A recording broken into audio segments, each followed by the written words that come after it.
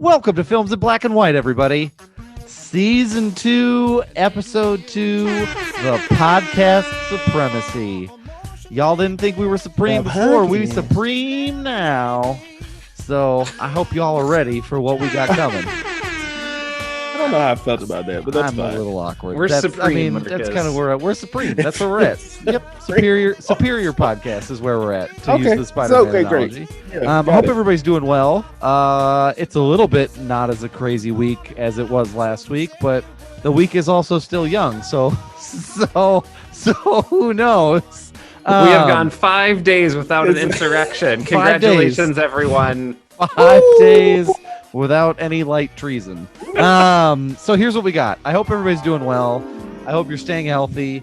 Some of us are starting a new semester in school. I hope your first day of classes went well. But we got some stuff to get into, and we got some stuff to go over. And I can't I feel like do that was directed at me. It might have been a little bit, but before we can get into started a new semester.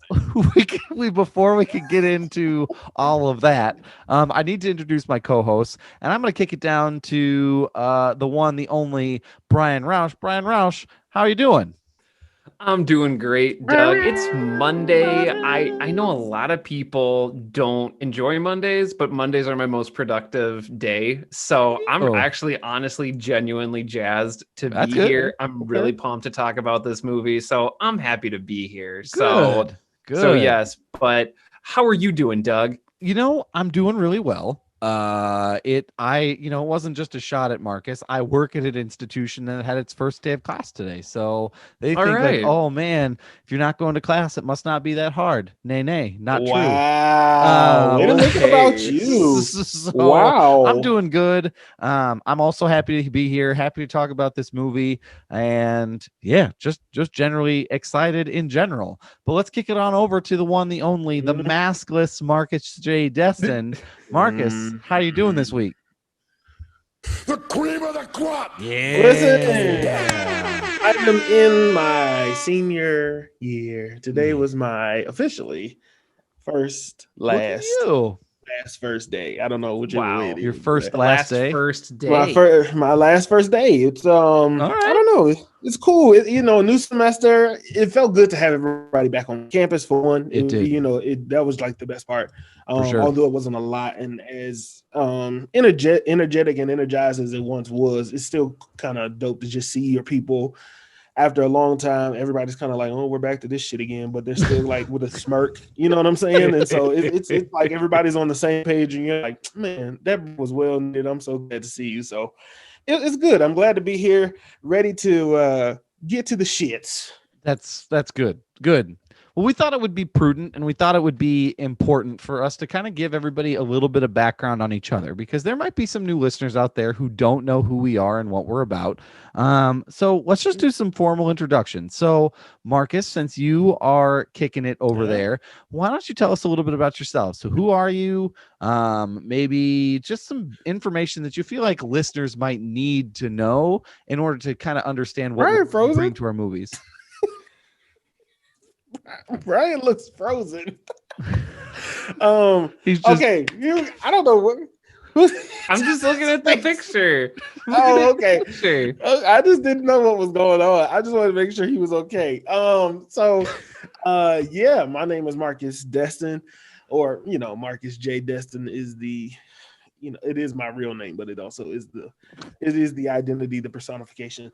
So my name is Marcus J. Destin. I am a artist. I am a podcaster. I am a co-owner of a brand we call Never Offended, Always Humble, which is N.O.A.H, aka N.O.A.H. That's how we follow the mantra. That is the mantra. That is the lifestyle. You know what I mean? And so, I am a Black male, cisgendered male.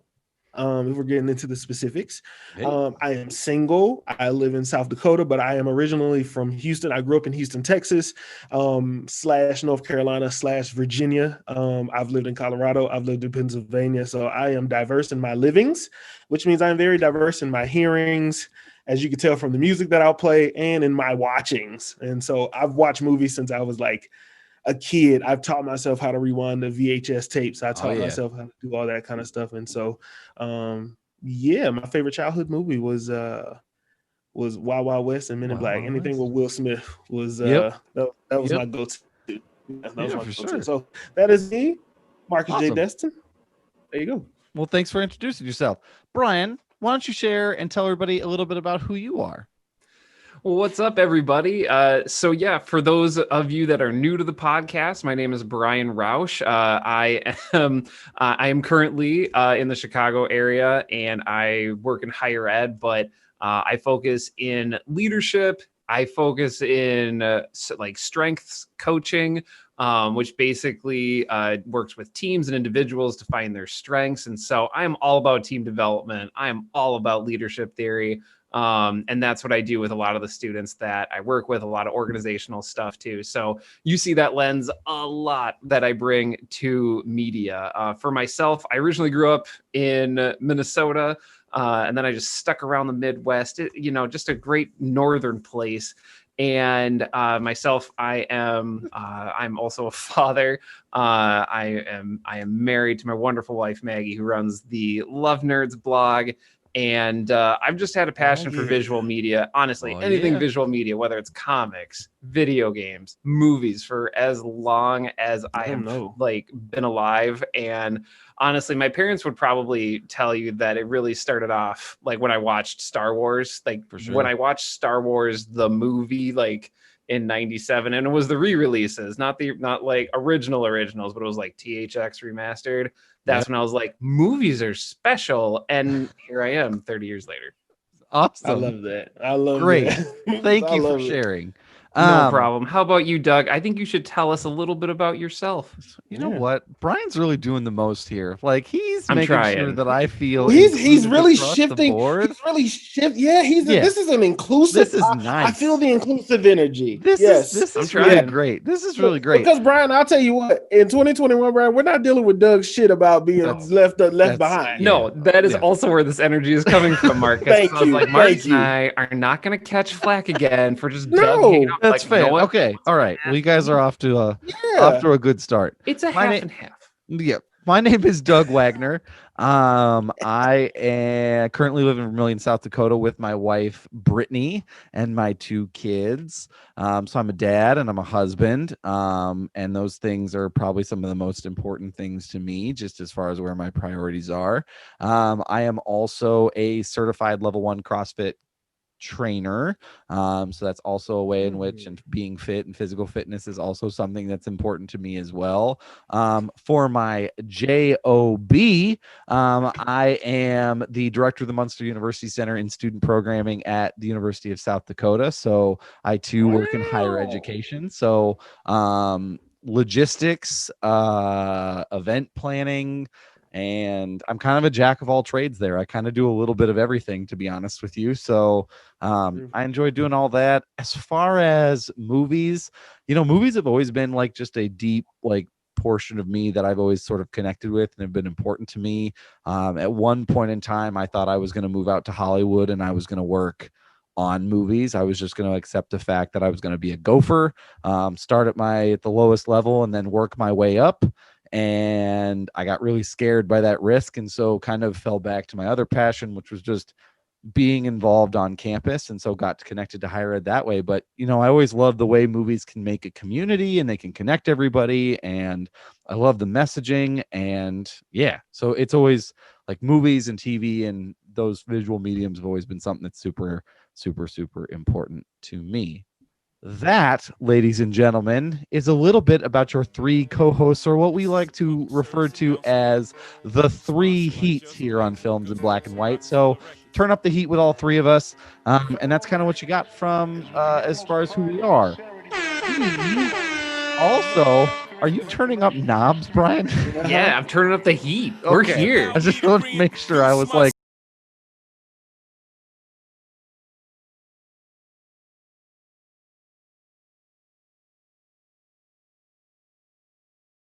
we'll play a game here on this for those who don't know and maybe are new listeners. Oh, we play I'm so Catch That excited. Quotable. And Catch That Quotable is designed where we just try to stump each other on movie quotes. And so right now we are evenly tied as all having zeros because last week we didn't come even close to getting them right. That's right. So I am actually going to kick it over to Marcus to make the decision this week because Brian had control of the board last week. So, Marcus, you can decide who goes first. You can go first, or you can defer to either Brian or myself. Your choice. Doug. All right. Doug's going to go first. Okay. Doug. Doug's going to go first. Do it, Doug. Are you all ready? I'm ready, man. Yeah. Okay. I don't want to sound arrogant here, but I am the greatest botanist on this planet. I don't want to sound arrogant here, but I am the greatest botanist on this planet.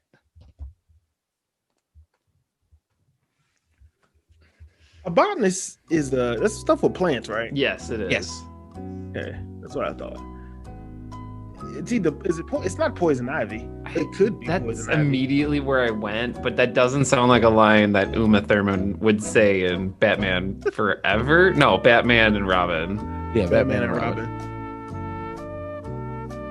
Honestly, it could be a trick because it could not be a movie. It could be a movie. It could be a series. That's true.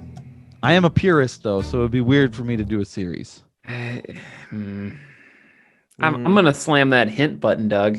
Okay. Okay. Okay. Your hint is red. Shit. Red. Okay. Well, I'll go first. All right, Okay. go for it. I'll just throw something out there. I'm gonna stick with this idea that that Doug is doing a series, and it's the Harley Quinn series. Ooh. And I feel Fair like guess. that Poison Ivy may say something, but I could be wrong though. That is a good guess, but that is incorrect. Good guess, All though. right. Brian? I can't reconcile the color because, right, you're saying red, but botany is usually about green Yeah. plant things. I mean, some plants obviously can be red. I'm trying to logic this out for like. Good. I mean, hey, you got to do what you got to do. But I'm just gonna go with my gut. Is this Batman and Robin? Brian, this is not Batman and Robin. All right, it's fine. Ladies and gentlemen, this is said by one Matt Damon in the movie The Martian. Oh, wow. Where he Well eats the done. poop. He eats the poop potatoes. Yeah, the poop potatoes. Yep. Yeah, he that's fertilizes right. his own potatoes. He Poop fertilizes potatoes. his own poop A potatoes. fantastic book, also, by the way. Yeah. The movie is good. Oh, I But didn't man, I know it was read a the book. book and it's a blast. Yep. Great book. Great movie. There you go. That's what that was my movie Oh, for good, this week. good pick. Good Yeah. pick, man. Damon. I'm going to Great kick it job. on down to Brian to read Oh. us the next quote. Hello. I'm very proud of this. All right. Hello. Hello. Here we go. Quote, okay, I was an asshole. I can admit that. But requesting I ran from a serious musician, it's too far. Oh, fuck. Okay. So I'll do it one more time for all of you playing at home. Okay, I was an asshole. I can admit that. But requesting I ran from a serious musician, it's too far. Okay. Okay. Yeah, I'm lost. Okay. So I Ran is an 80s song by, I'm pretty sure the band is A Flock of Seagulls. So that gives us some perspective on the music. I gave you some perspective because I ain't know that.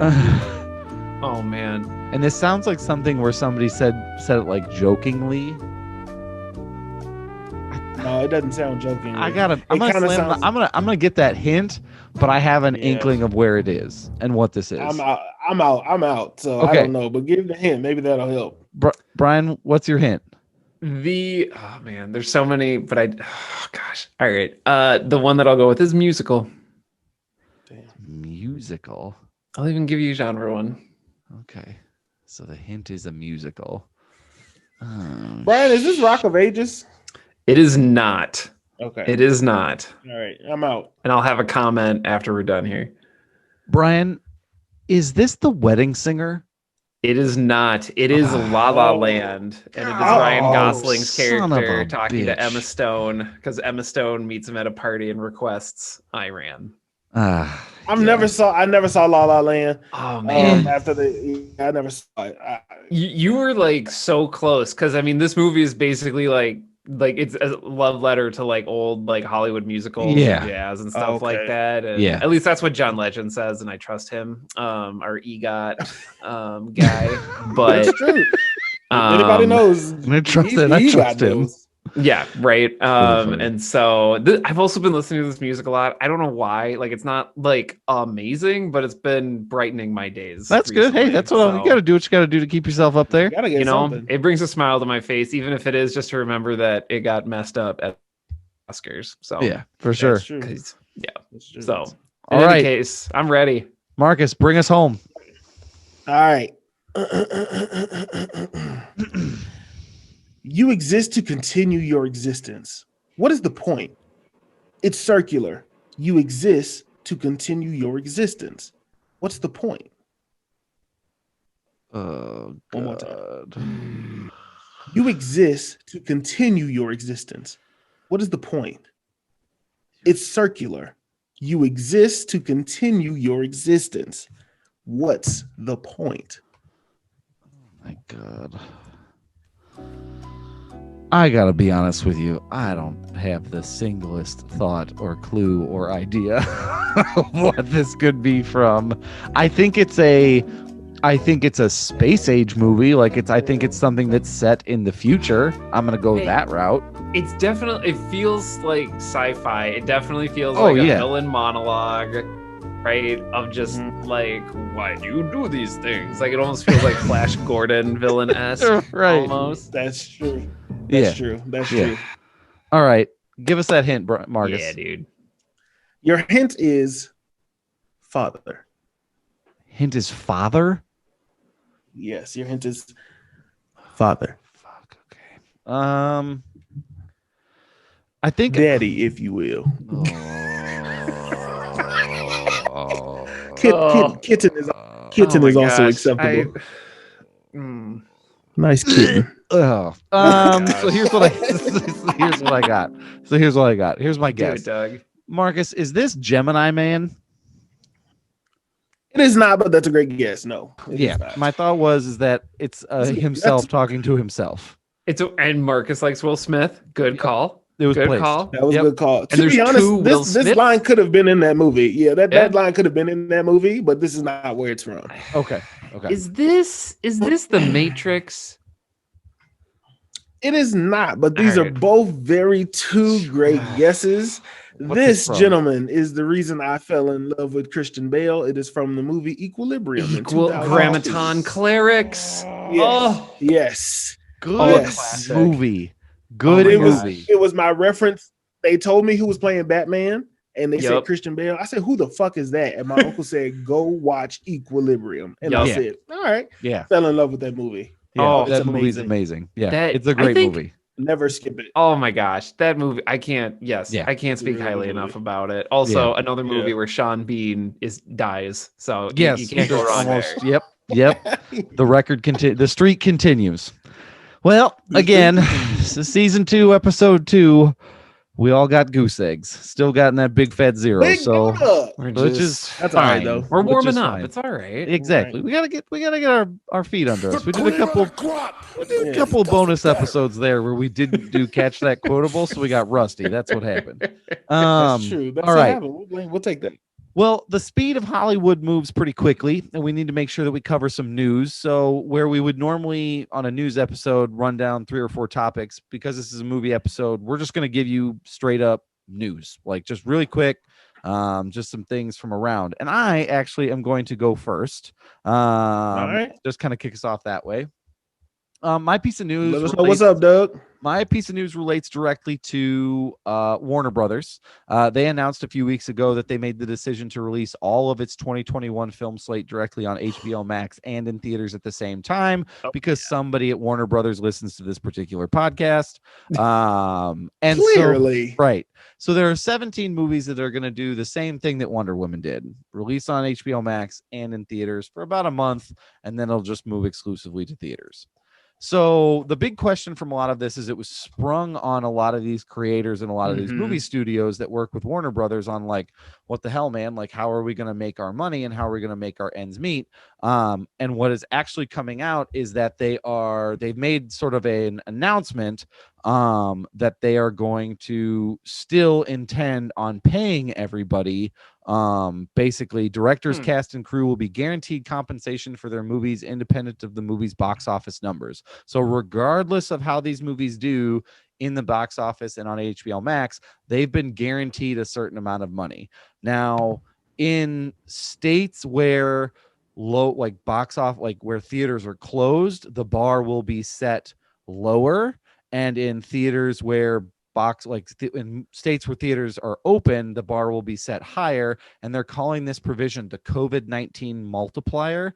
So it depends on what's going on in each state. So it sounds super complicated. And I didn't go, I mean, you can find this all on Bloomberg News. So I didn't go super into the weeds, but that's kind of where it's at. The other cool thing about this is that there are some other people who are involved in the creative process who are going to be included in how they get paid. So like writers would normally not receive any type of bonuses from working during these particular movies, but now the deal says that writers and crew members will also receive bonuses from box office releases of their movies, where in previous years they would not. So yeah, so that's what I got for news this week. I mean, it's a big announcement. It was a pretty controversial decision to like move all of this stuff the way they did. So it's kind of exciting that they've made the decision to keep everything and move it in the direction. Right. So that's my news for this week. Thoughts on that at all? I'm wondering if this like shuts everybody up, and I mean that in the nicest way possible. Like from like a very crude, brash way, is like, was this WB just being like, "Hey, everybody, shut up! You're gonna get paid. Like, don't sue us." I kind of think kind of what it feels like. Because there were some lawsuits that were amping up, like Legendary Films, the ones that had done Kong and Godzilla, was pretty much gearing up to say like, hey, guess what? Strap in. We're taking you to court because you didn't give us any heads up that this was going to happen. Right. And you prevented us from selling our movie to Netflix, which is what they wanted to do. So, I mean, I have a feeling that this is sort of like a everybody shut up, you're going to get paid. But I mean, and it sounds like they're making their money because HBO had to shell out a shit ton of money to be able to have this deal happen. And so I have a feeling that that's kind of where they went on that end. So that's what I got. Yeah. I mean, that's what we were talking about, Doug. I mean, Doug and I were talking about in the office was like, that's exactly how he explained it. It just felt like it was just somebody saying, hey, you're going to be just fine. And it also seems like it allows people for them to do what they want to, as far as the movie is concerned. For sure. If I pay you, maybe it's like an underlying, we get to put it on streaming, but you're already paid, so you can't really say anything else about what we do for the remainder of this year. Yeah, for sure. But I don't know. Yeah. So, but either way, it's nice to have some detail on it because, like I said, it was a little touch and go, and I think the big question from everybody around the horn was like, man, what are they going to do? How are they going to pay for this? Because you know, that's sometimes how a lot of studios will fund their next project based on like how they did with a movie that they just released. So it's nice to know that they can still move stuff in the right direction. So that's very true. Yep. So so I'll kick it on over to Marcus or Brian to cover the next piece of news. Whoever wants to go. Marcus, take it away. Okay. Oh, okay. So Kevin Feige is going on some type of run, some type of press run, clearly, because he's saying things but not saying anything. But he's got to get that WandaVision out, man. He is definitely, and while he's talking about WandaVision, he's also, you know, spilling some secrets about things that are happening, but not saying a lot, you know, kind of being kind of vague. But one of the things that he could confirm for us was that Deadpool 3 is confirmed to be in the MCU and R-rated. So they're going to stick with an R-rated Deadpool. That's awesome. And it was said, you know, while he's doing vision, he said Ryan Reynolds is helping oversee that script, which I think is great. Ryan Reynolds, he really hasn't done anything. His worst movie is still a good movie. You know what I'm saying? And so, I feel like, you know, that's a good person. Ryan Reynolds really cares about the role, and I can see him going up to Deadpool 5 and doing it as long as he can have a good time with it. And so they're working and overseeing that script right now. Feige doesn't believe the movie will get underway this year, but Reynolds and he wants to make sure they get Deadpool's entry into the MCU just right. And if that means Marvel Studios has plenty of stuff to work on. So Ryan Reynolds is a busy guy, so I imagine that is going to take a little bit of time, but that is the news that I have. Sure. Awesome. Brian, what do you got? It's really nothing special, but there you go. It's still exciting because that was a huge question mark when Disney purchased Fox and acquired their property. That was a huge question, was like, do you still have the Merc with the mouth and being foul-mouthed and being rated R? Do you try to Disneyfy him? And the fact is that they were like, nope, we're gonna go with it. So I think it's really cool that they're sticking with that plan. So it's nice to know, and I think it's reassuring for like diehard Deadpool fans. And it's a great introduction in case sorry, Brian. No. It's a great introduction in case they want to see how well they can do it and how well they can make other R-rated projects and series and movies, etc. under Disney, or this Disney Dark or Disney Rated R, whatever you want to call it. Yep. Yeah. Sure.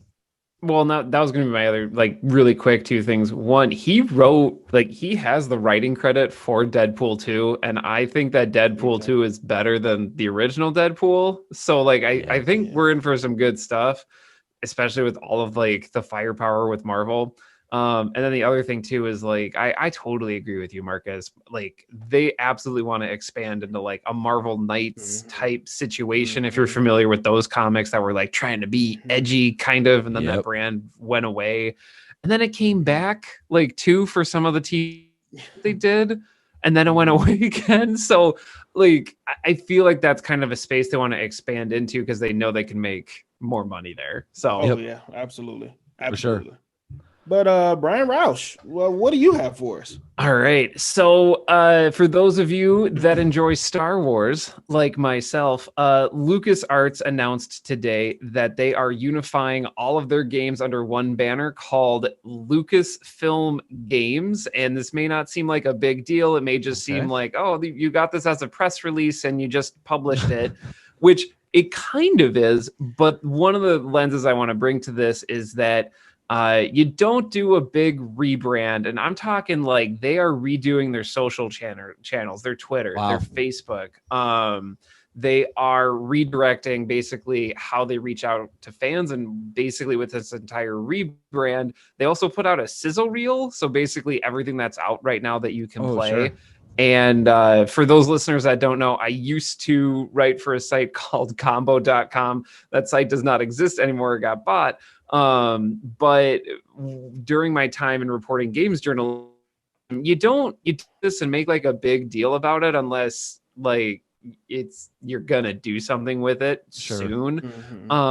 So they have this really fancy new logo. You can go find that on Twitter at Lucasfilm Games, and you can check it out. It's a nice logo, but basically my analysis here is that I think we're probably going to be getting some Lucasfilm game announcements pretty soon. For sure. It's a pretty big deal that they want to unify it all under one brand. I have no idea what games we're talking about. There's rumors about Battlefront 3, but as far as the news goes, that's all that I had for that. But I think it's interesting. I think we have some exciting things coming our way for Star Wars games. Yeah. Well, I mean, they've done such a good job with the stuff they released. I mean, the last Star Wars game was, it came out for PS4. What was it called? The Fallen Order. Yeah, it was Fallen Order. So I played that, and that was a lot of fun. And Brian, back when Squadrons came out, Brian was sharing that like a madman. So, I mean, the past two have really gone off huge with a lot of acclaim and were like raved about. So, if they do anything close to that, it should be good. And plus, Battlefront needs a fix. I mean, Battlefront 2 had a shitload of problems, so I liked it for what it was, but I will like anything Star Wars. Yeah, so it was enjoyable. I wasn't nearly as upset as like some were for the microtransaction stuff and for the probability of like getting the fancy cards that you could get to like upgrade your stuff.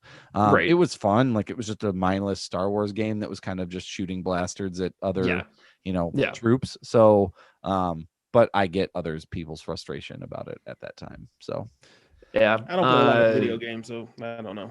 I'm terrible. Fair enough.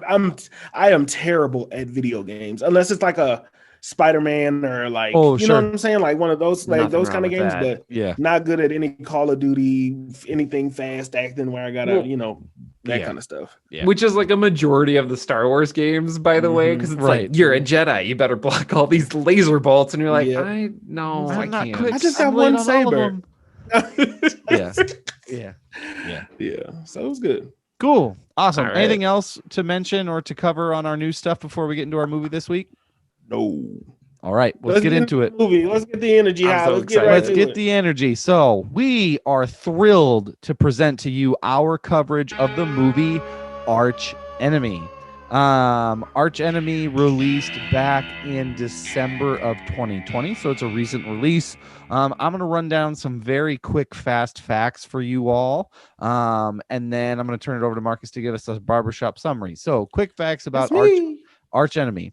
Arch Enemy was directed by Adap Egypt Mortimer.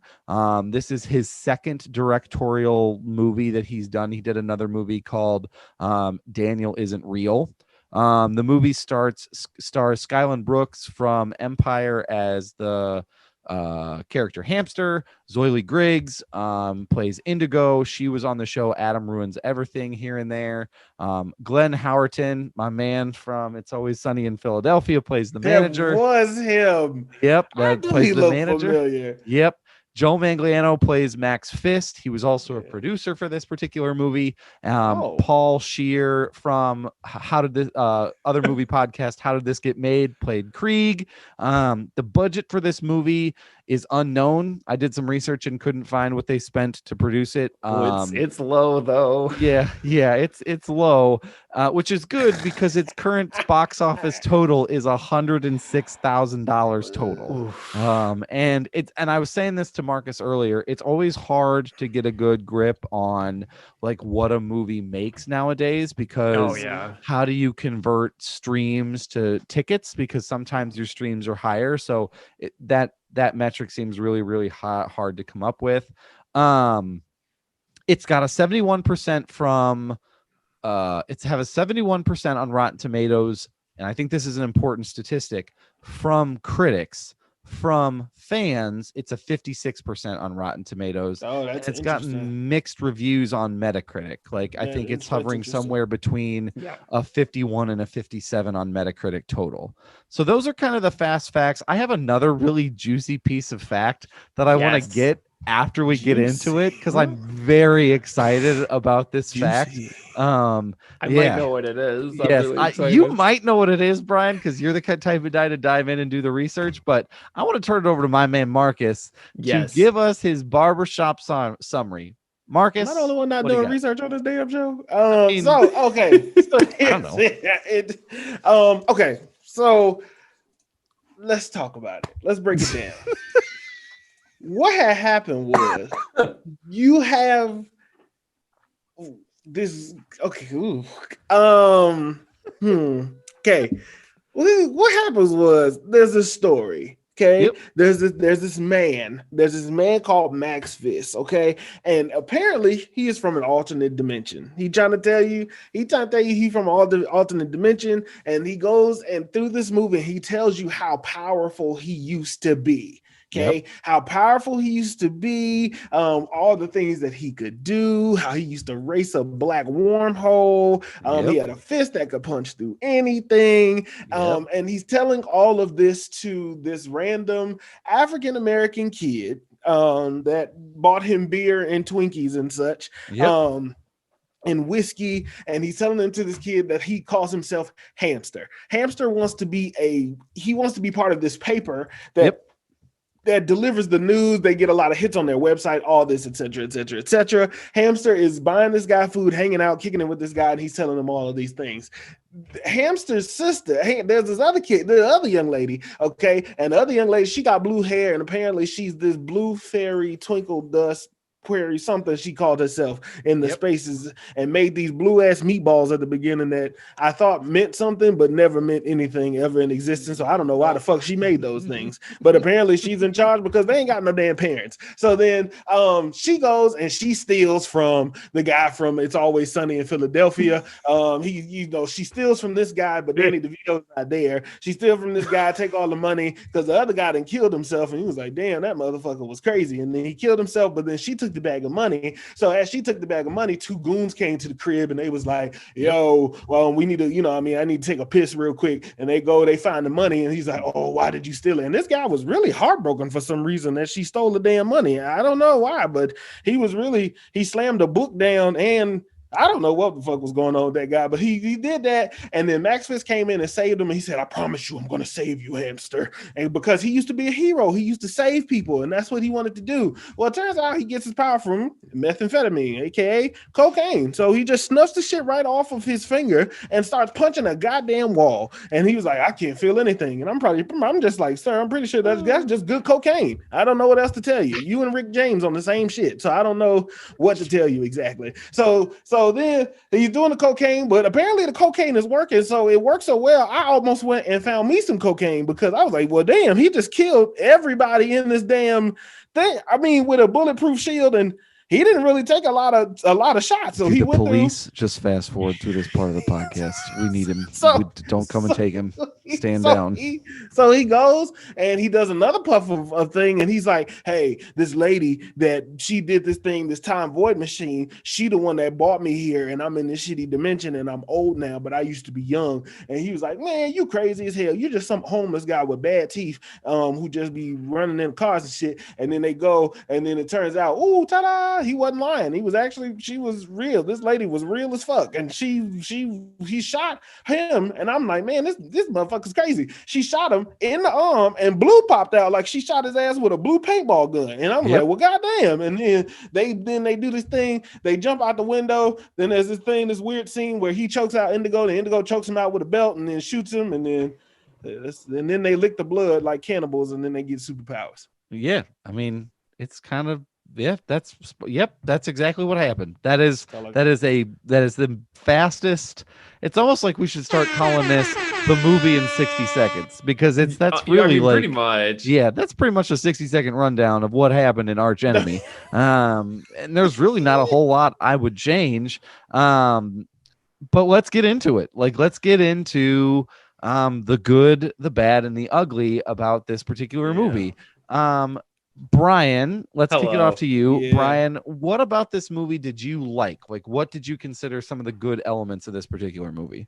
Oh man, I'm so excited to talk about this movie. So for those of us joining us for the first time, as you probably heard in Marcus's rundown, we are going to get into it. This is a spoiler podcast, so we're going to talk about everything from the beginning to the end.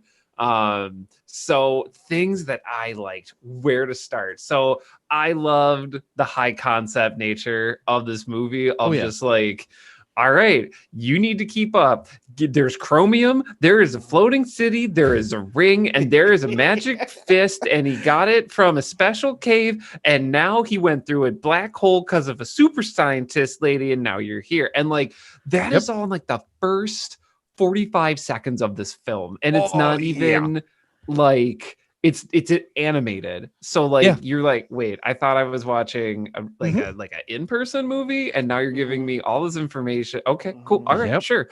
So I loved that. I like it put me in a place of just like, what? I am curious about this world. Tell me more.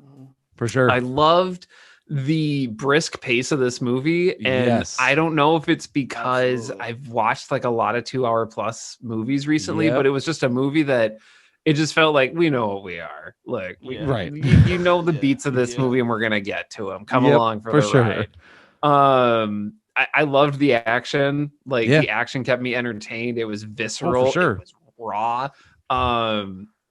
Max Fist, Joe.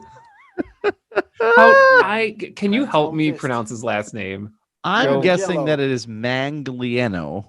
Magliano. That's what I'm guessing. Now, all right, that's me phonetically trying to spell it out. So not Italianizing it at all. No, you're fine.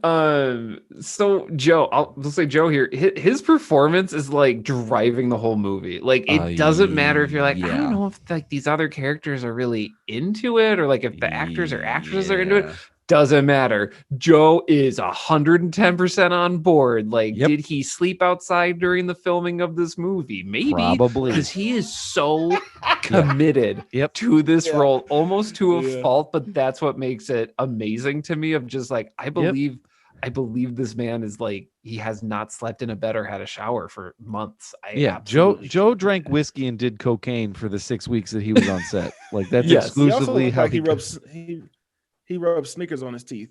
Yeah, probably. Yeah, I would believe that. Like he was 6 stages of Crazy Town USA in Oh my this. gosh. So And then I liked Paul Scheer in this. He's Yes. super weird. He Yep. is just bizarre. yeah, It's tense. It is violent. It Yeah. is in your face, and it's kind Yeah, of that's confusing. true. for I sure. really liked this movie. So Yeah, those for are sure. all of my good things. I don't know where you all are at. I just kind of went for it. No, that's awesome. That's Okay. exactly what you should do. Marcus, what part of this movie or what aspects of the movie did you think were good, or what movie things stood out to you?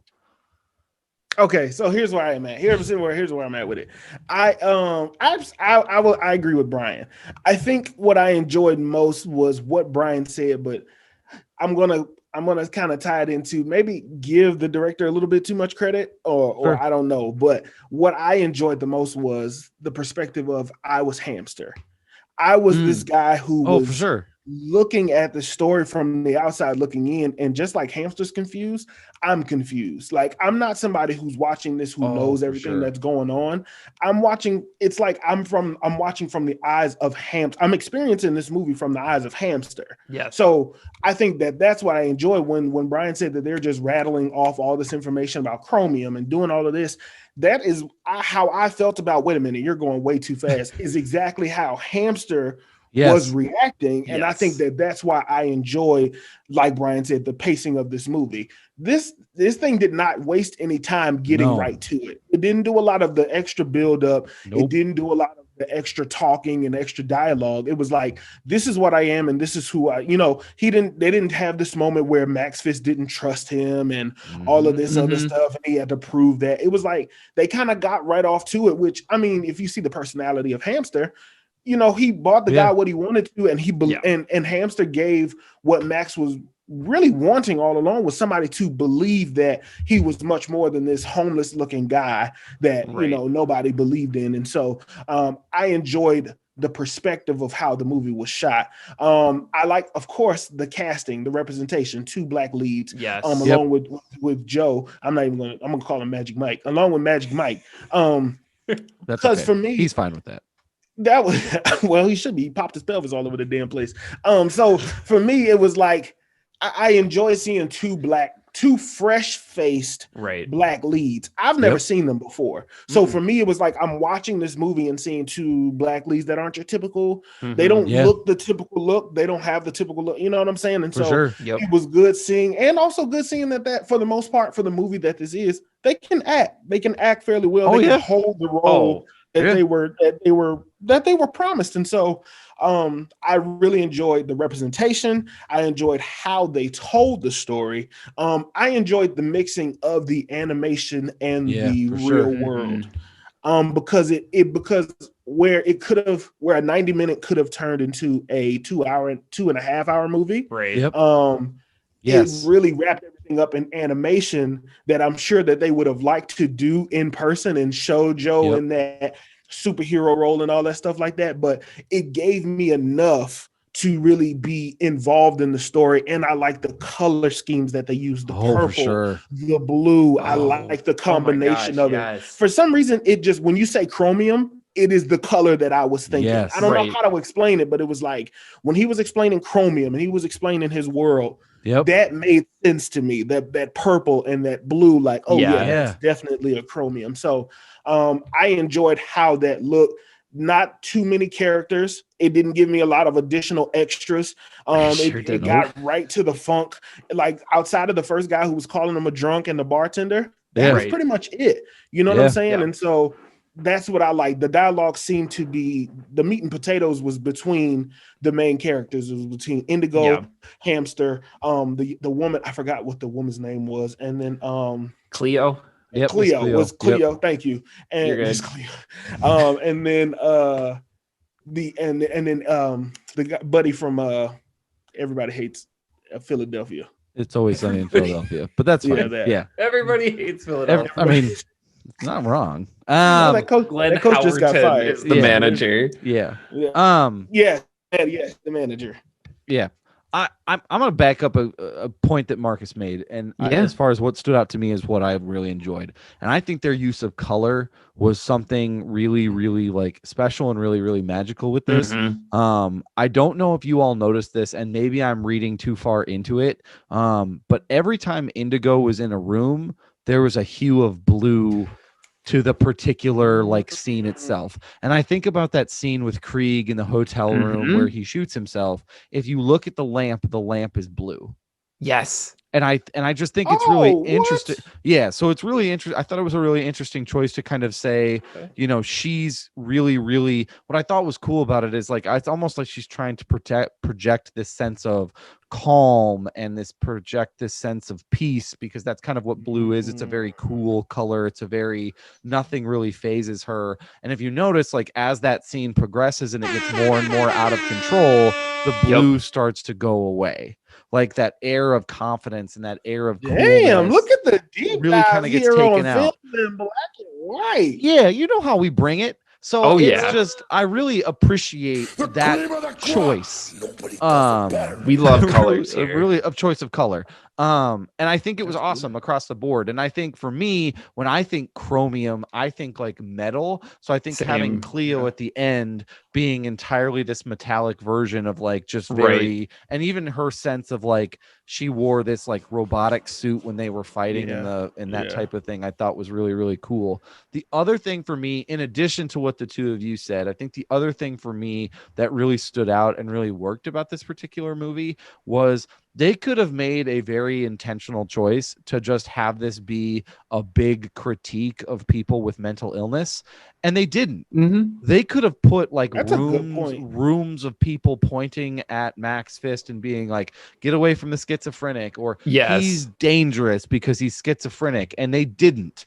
Like they just kind of said no, like he's telling the truth, and they gave you that sense of confusion, and they gave you Marcus put an absolute hit it right on the nose of like, I was confused for a majority of this.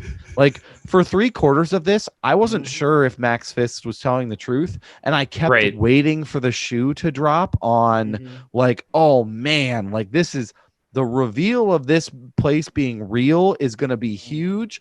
But what more than if you had asked me at the halfway mark what was going to happen, it was going to come out that he was schizophrenic and he was going to be like, he was going to end up killing one of the main kids by accident. But they didn't. Like they really leaned into the truth of this and really let you enjoy like a, you know, a kind of a suspense and kind of a thriller in that sense. So I thought that was a really, really cool choice. And I think the thing about mental illness was also really cool because that's just such a trope that's overplayed. And usually those folks, much like Joker, like those folks end up getting, you know, put in this box, and you have to kind of deal with all of that extra stuff. So I thought that was really good. Well, just really quick to bounce off of your color thing. If you noticed, Hamster had like these very similar glows, by the way. It wasn't pink, it was like the fuchsia. Basically, it was the other half of the color scheme they were using. And it was like a purpley pink leather jacket that he wears for like the second half of the movie. I'm really glad you brought that up. And I also want to take a moment here to say that like they did their homework in shooting this, and my wife Maggie, she's a photographer as well. She does everything. But one of the things, so she saw some of what I was watching, and she was like, you know, they did their homework here, because how they light those actors and actresses is not how you light white actors and actresses. And the colors that they're using actually highlight highlights the skin talent. And I was like, I didn't even think about that. And that's maybe why the colors to me were just so great and like so like bold and different and new, because you usually don't see those types of I feel like you don't see them used in the way that they're used in this film, and in the way that they basically accent both of those stories. I think is really, I'm really glad you brought up the color thing. No, it was just a really cool, it's a really cool choice. And I think for most people, and I think this is probably why there's that mixed review sense with Metacritic and even with like Rotten Tomatoes, is I think a lot of people don't pick up on that, like if they're not looking for it, because that's such a small detail that like if you're not paying attention, you could miss it. So it's a very intentional choice.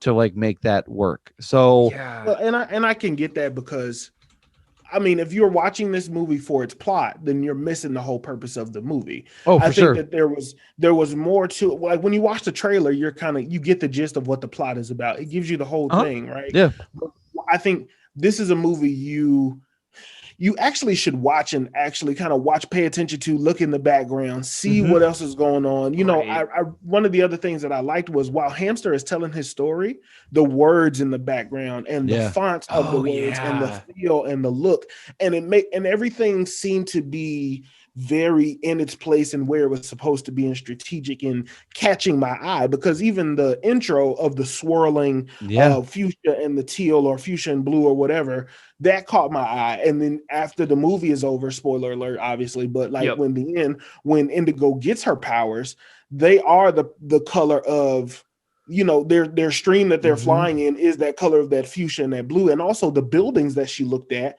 they're this bright and this vibrant color. And it says, and even when he hits the ground, when Max Fist hits the ground and his blood is abnormally this blue color, but then it combines with the red blood of Cleo, and it's like it has this thing, this kind of offset that, like, I get it, you know what I'm saying? So maybe it could be thinking too deep, but also you got to look beyond just a movie that you like, oh, I'm missing the plot, because that's always the number one thing that people is looking for, like, what's the plot? Is the acting good? But there's so many other layers to it. And I think the other thing that I really liked is I appreciated the setting of this, is that they really didn't put a place on it. They didn't say like, oh, this is LA, or oh, this is Detroit, or oh, this is, you know, so, you know, it was just any town, USA. This is Hamster City. Like it could be anywhere is what he called it. Like it could be anywhere. And I think what really works is that those color choices only work when your background is muted and it's very gray and it's very gloomy and it's very dark. Because what this felt like to me is, I don't know if you remember back when the PS4 first came out, they did Infamous.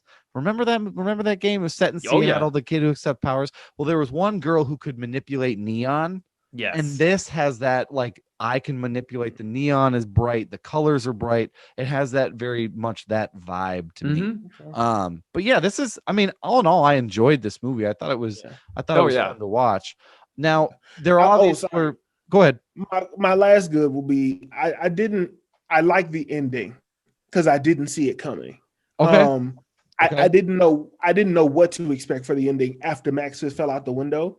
I was not expecting them for them to get superpowers. That was the last thing that was on my list, because I thought it was going to be, oh, Max Fist wasn't a liar. But it seems like they're trying to, I don't know, I could be thinking too deep, but it's like a deeper story that could have been like a sequel that could happen, or something, or anybody could be Max Fist, or, you know what I'm saying? There's something there, or this is a prequel, or it's a something. I don't really know what it is, but it's something there. I have so much more to speak to that when we get to our third part here. Brian, I'm just gonna let the cat out of the bag because I can't sit on this anymore. So let's do it. Your desire for this to be a sequel is actually going to be pretty spot on. So when they did it, the director, Adam Egypt Mortimer, did an interview with, did an interview with Bloody Disgusting. And in this movie, so his first movie was called a movie called Daniel Isn't Real. And the idea behind Daniel Isn't Real is this guy can't, you know, he's having a hard time adjusting, and it's kind of a horror movie. And he brings his invisible friend back into his life. And what everybody realizes that maybe his invisible friend isn't such a good guy. And essentially there's some stuff that happens with that. Adam Egypt Mortimer indicated in this interview that he wants there to be one more movie, and he wants this to be a trilogy, starting with Daniel Isn't Real, going into Arch Enemy, and essentially the first two movies will now collide in a third movie where Daniel returns, forces Max to deal with Daniel in a cosmic horror, cosmic action movie crossover. What? He wants to call it The Crisis of Infinite Vortices. Damn, I'm not making this shit I'm not gonna lie to you. I'm on board. Yeah, I'm signed up. I'm not making this shit I'm signed up. It's the when I Damn, read that it, was a I was lot. like, holy shit. So the crisis of infinite vortices is this idea of people coming in from over dimensions through vortexes, and Okay. essentially those two moments crossing over in this particular piece. Oh, What I wow. have a question with, though, before, and I don't want to get into the bad, is I don't know if this ending sets that goal up. I mean, No, because Max is dead. no, but I mean, Right.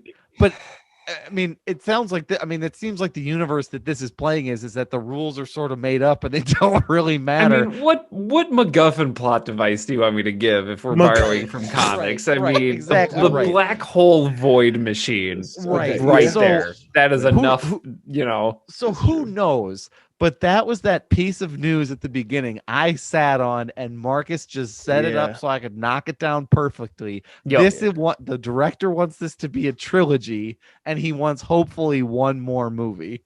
It's essentially what Glass did. I mean, Yes, That was the next unintentional or comparison not, I was going to make. but it was like first you had Unbreakable, and then you had God, what was the second one? It's not Spliced. It was Split. Split. You're good. Sorry. Unbreakable, Split, and then you had Glass, which was Uh-huh. the supposed to be the finale, but it was an anticlimactic finale. I have beef with that third movie, but like I see it and I'm on Yeah. board. I like Yeah. what you're doing. I would want to, it makes me want to go and watch Daniel isn't real.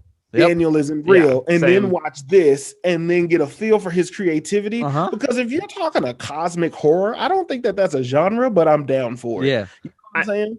Yeah. I mean, I'm all here for it. I mean, I Yep. think the reason that this works for me so much is that it just flipping goes for it. Yeah. And It doesn't. takes It no just. It doesn't prisoners. care. It gives no apologies. And I think that's Yeah. one of the reasons that, like, I'm like, okay, sure, make a Yeah. third movie because it's probably gonna be bonkers as all get out. Yeah, for sure. So yeah, and so I did a little bit of digging on Daniel Isn't Real. It's about the same time limit. It's about an hour and 40 minutes. And if you take these two and you stand them up side by side, they're kind of rated the same. They're right around that like 60% mark on Rotten Tomatoes and on Metacritic. Technically, people like Daniel Isn't Real a little bit more than they like this, but it's nuts. And I, like you said, I'm here for it. I want to see how, it's kind of like one of those moments where it's like somebody does something crazy, or they say like they can do something crazy. And you're like, I don't even give a shit. I just want to see you do it. Like, that's how it is for me. Like, I don't even give a shit. Like, I don't care if it's bad or if it's good. Yeah. I just want to see this director say, yep, Yeah. here it is. This is what I got. Because I'm not gonna it's lie to be you. crazy. I would support it 100%. Like even buy Arch Enemy on DVD and buy like the trilogy, because it'll be one of those films that'll be like, hey, you want to see some crazy shit? Like if it's a movie night, like let's watch this trilogy and like let's look at this. And I'm not mad at that. Yeah, I'm not mad. Yeah, I'm not mad at it. Well, let's get back to Arch Enemy, and let's maybe get into the pieces of this movie that maybe didn't work so well, and maybe what we would call typically the bad. And I want to kick it over to Marcus to kick us off with. Marcus, what are maybe some things about this movie that for you just didn't quite work? Just right off the rip, blue meatballs. I don't know. You're supposed to be the protector of the house, and I don't know what the fuck you were doing. I thought that the blue meatballs was going to be something Max Fist bit into that triggered his strength or something like that. They literally put that shit in the dialogue and just was like, and there you go. And so I just felt like there were a lot of scenes like that that felt overdone, or like unnecessary to the plot of the story. Yes, but I get that you're trying to fill things, but there was a lot. There was like even the Russian roulette scene with I feel like that could have been cut down, maybe by like a minute, or like I get you want to show how crazy he was, but you got me invested into a character that didn't last. You see what I'm saying? And so it's like, I see your point. I was more threatened by Krieg than I was the manager. Yep. You see what I'm saying? And it made me flip to see who was really the bad person. Like if it would have been like the manager, Krieg killed the manager and wanted his position, and Cleo saw that Krieg was so fucking crazy and the right thing to attract Max Fist to her, then I would have been like, okay, now I'm on board because Krieg really is a crazy fucker. You know what I mean? But it did set up, I got it set up that moment of stealing that money. So that was one of my bads. And that's me being extremely nitpicky. It was like, that was that. One of my other ones was some of the characters were underdeveloped. The bodyguard, she let him go, and I wanted to know why. You know what I'm saying? Like, y'all were cool, but she let the guy with the glasses go. He never said a word. There was just this instant fight scene that happened, and then you can go. You know what I mean? Like, there was a lot of moments like that happened that was just kind of like, wait a minute, how the fuck did Max Fist end up at this house and just killing people? And like, he's on his third thing of blow. So, okay, I'm kind of losing track of this fight. You know what I mean? Like, it was just like he was going house to house, and this montage of him kicking people asses maybe should have been like stretched out a little bit more. But once again, me just being a little bit more difficult. I would have also appreciated a scene of an actual flashback or a cleaned up Joe. Joe, the moment where Joe actually cleans himself up and presents himself as this hero, because he has the cape, he has this costume, but we never get that full moment of, oh fuck, he's not lying. That moment doesn't come until she shoots him in the shoulders, and she's like, oh my God. But if he would have shown up to that building in the costume, that would have been a full circle moment for me to be like, oh fuck, okay, I get it. Then seeing the blue blood, I would have been like, oh fuck, all right, I see where you're going. Yep, for sure. All nitpicky, all little things that I didn't notice, but those are my bads as of right now. Yeah, I think the only thing that I'll disagree with you on is I really like the idea that they didn't ever make him out as a hero, because I do appreciate, and this isn't like one of my like good things, I just think I appreciate that a superhero is problematic in this world.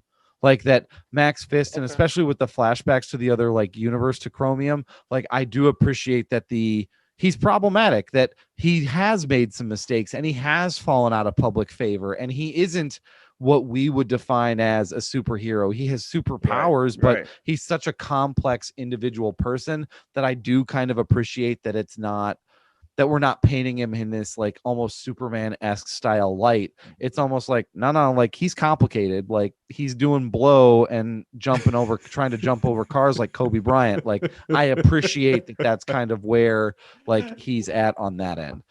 Brian, things maybe for you that didn't quite work in this movie?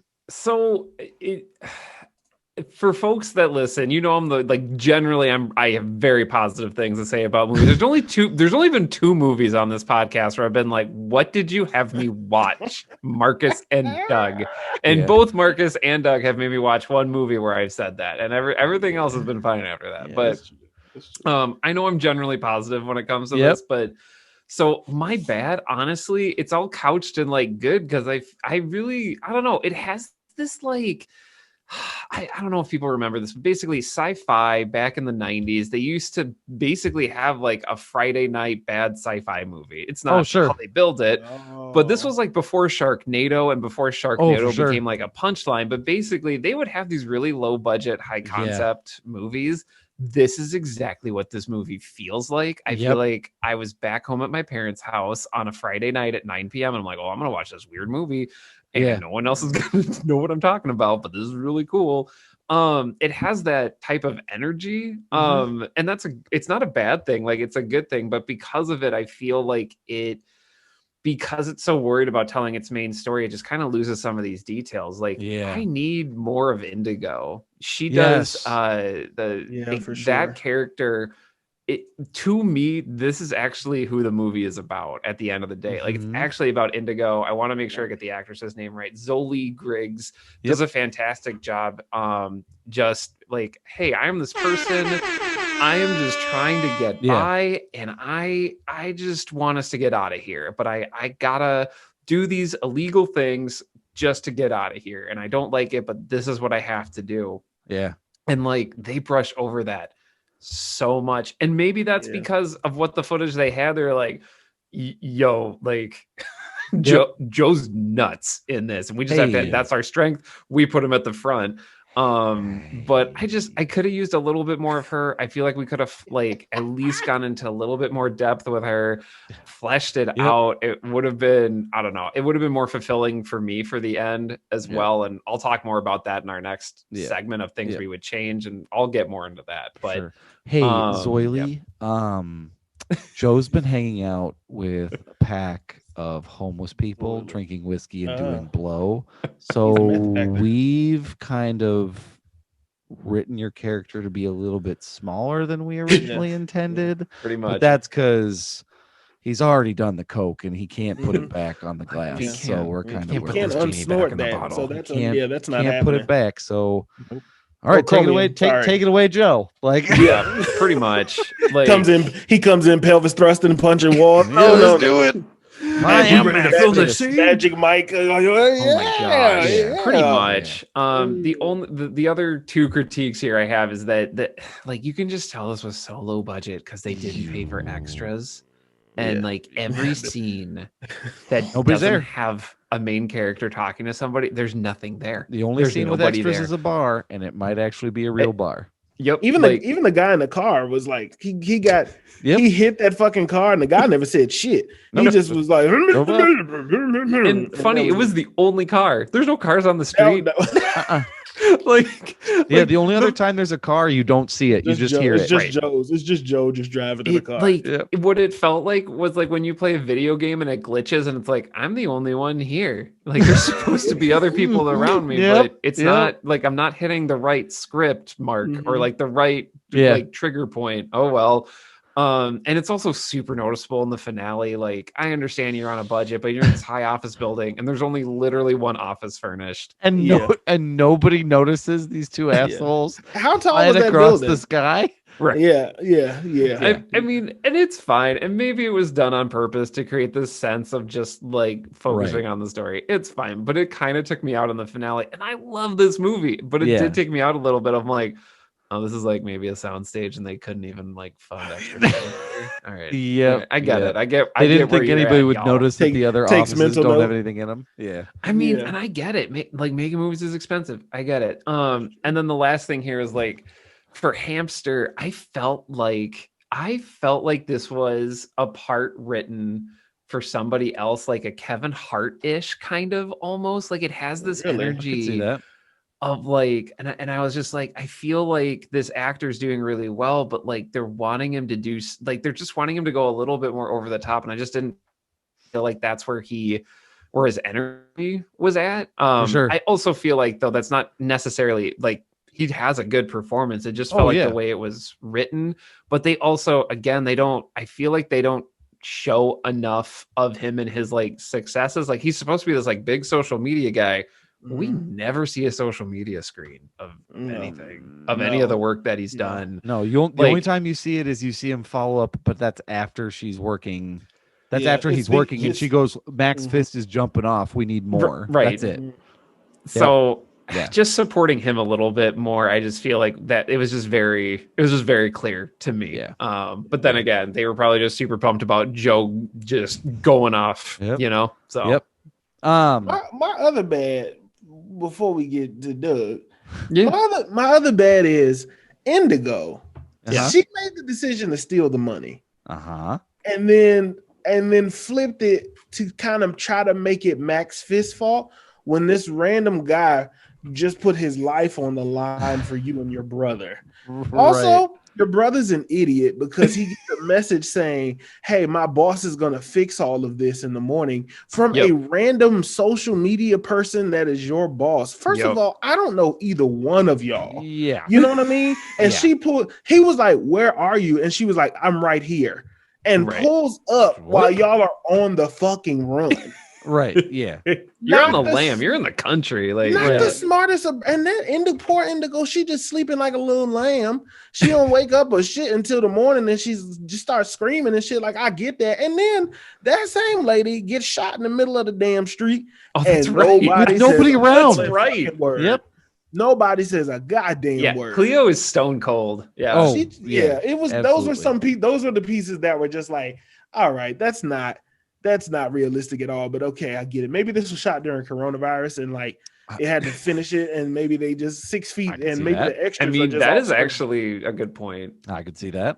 I Sure. just don't know. But sorry, I just wanted to put that out there too. No, Those are that's some good of the information plot. to share. That's Yeah. and Yeah. here's where I'm at with the band, and this is for me Do it. what I think doesn't quite work for me is there are so many like premises and there's so many pieces of this that are laid out early on that they just kind of leave in this like parking lot and they never really follow up on. Like the fact like at some point in time they cut in real life to Max's arm and he has a big scar around his arm. Oh yeah. We don't ever see that again. We don't even touch on it. It's just kind of like it's just sort of there. We get this the manager and Krieg's relationship is something that has, like Marcus said, a lot of promise and a lot of opportunity to be something so much bigger, and it just feels like again Paul Scheer just didn't have shit to do that day, so they're like, hey, you want to be in a movie? Like it That just does feels kind of feel like what it happened. feels like in your tidy whities, right? That's kind of how it felt. And so for me, I just feel like there's so much potential in some of these other elements, and I get that it's I think Brian, your point of like this is low, but this is very low budget, and they are just trying to get in what they can get in for the budget that they have. Totally get that. But I think the other piece of this is the ending for me feels a little like and the reason and here's where the ending is problematic for me. If you're gonna have Indigo be the person who sees the blood, like absorb it through a weird ground level lightning strike, and then she's the one who figures out how to fly, where did the other blur come from? Like it was Hamster.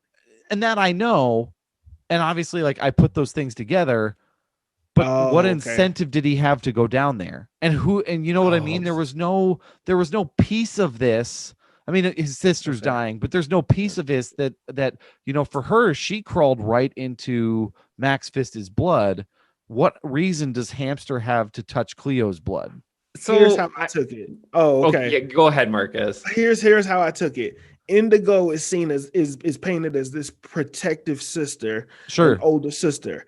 After she not drinks it, but like after she touches it, I guess is enough to get blood in your body, which is also another thing. But like, she does that. I imagine her flying up and bringing him down. Oh, I can see. Okay, that makes sense. And then being like, you touch it too, so we can both be okay. You know what I mean? Like that kind of vibe. Like as a protective sister, brought you back down. But I definitely see what you're saying of he was up top. It would have been better if there was a scene of her bringing him down to the puddle of blood or maybe something like that. But that was mine. I guess I painted a picture of how protective she was earlier and then put it to, I would have done the same thing. I would have said, hey, come down here and come do this. That makes sense. And I guess my other like thing with this is that like there's a payoff and there's a moment and there's a phrase that Cleo says to Max when they're up on that hotel floor. She goes, we always have this kind of thing where I think it's a proximity where, you know, we're close together and this stuff comes out. And so I felt like that's a really important piece to their story. And they just kind of like glaze over it super quick. And they could have come back to it of like, maybe that, in my mind, now that we're kind of talking through it, maybe that is how maybe she touches the blood and it brings it out in Hamster and their kindred spirits, right? Because they're brother and sister, and that's how he gets his powers. I could see that too, but it's just, again, I feel like some of that was very like, oh shit, guys, we have this soundstage for one more day. Like, what do we need to do and what do we need to cover? Because I think the weight of the weight of the reveal of where she's like, we're gonna tell the truth, and him saying like, I don't know the truth, and then the series of questions after that was I your wife? Yes. Were you the hero of Chromium? Yes. I was confused as fuck. Did your rage and violence destroy a whole city? Yes. Like she asks him those questions in quick succession, and he says yes to all of them. And then it's like, see, well, bye. Like, and for me, that payoff just seems so. For me, it's just like, again, there's an opportunity to draw that out and to make it a little bit more dramatic and lean into the tension created by that. But it just felt too quick. It felt a little rushed to me. And again, I loved this movie. Like I enjoyed it. Like I really enjoyed watching it. But it's certainly that piece for me was a little problematic. For me, I toss that once again. I see all the points that you're making, and they're very good points. For me, I toss that up to me still experiencing this movie from the perspective of Hamster. If I'm Hamster, it's like I'm not watching a movie, I'm living in the movie. Oh, for sure. And if I'm Hamster, then I'm in that seat and they're asking these questions. And I saw my sister do all these things in real life. I would have no explanation. And I'm just like, what the fuck is going on? You know what I'm saying? Like, and the only ones that really know the truth would be the two people that don't have an obligation to tell me as a third party. I'm just something that was just bait to bring Max Fist here. And so in my mind, I toss it up too. If I'm just watching, there really would be no explanation to things.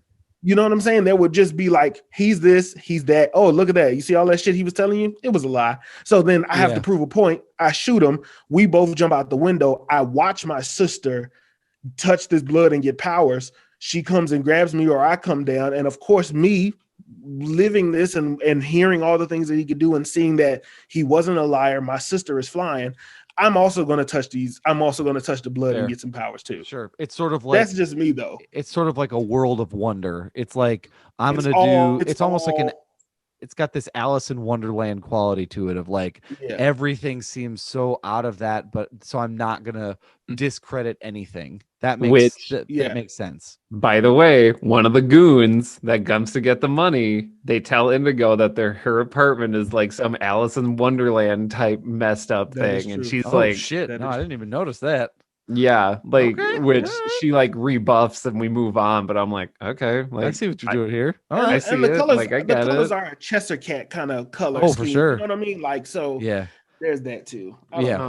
So go ahead, Brian. Wait, can I just have a point of clarity here?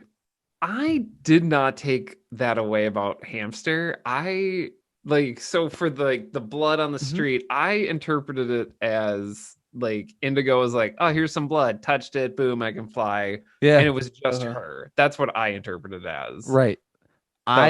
With the way his monologue talking about the end of the movie. Yeah, sorry about the end. Sorry, I wanted to jump. Oh, okay. No. Yeah. With the way his monologue comes off, is he says something like, "There's a new duo, and we're definitely Splash City," and he goes, "And this is our city. This is Hamster City." Like he goes on to this like big long thing, and what I see when there's a fly off sort of quick pan in front of the camera, it is a blue and a sort of that his color scheme streak.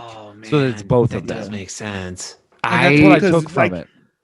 Going back to the colors was Indigo was the blue, and Hamster was that pink or that fuchsia that you saw, and they adapted that same color scheme. And like the movie predicted itself, it showed you what direction the thing was going to go in.